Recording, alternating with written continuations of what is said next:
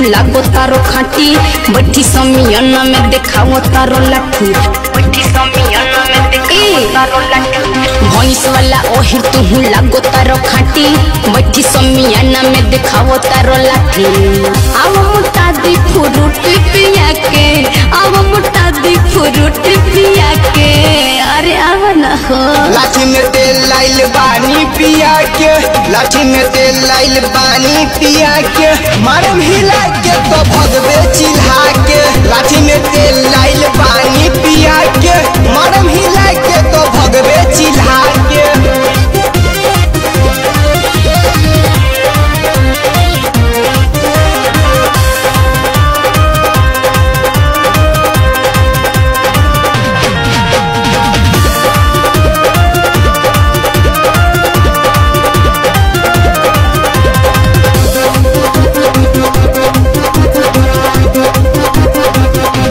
अहिर के गहिर कैल केहू न भरी डॉक्टर दीही भगाई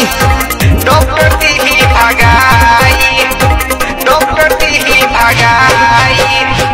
अहिर के गहिर कैल केहू न भरी डॉक्टर दीही भगाई दूध के गोरू में ना वैसे दिखाओ नहीं तो पिठ लग जाए मर चाहो बुलडोजर से दबा के अरे संभल ना चाहो लाठी में तेल लाइल पानी पिया के मारम हिला के तो भगवे चिल्हा के लाठी में तेल लाइल पानी पिया के मारम हिला के तो भगवे चिल्हा के मारम हिला के तो भगवे चिल्हा के मारम हिला के तो भगवे चिल्हा के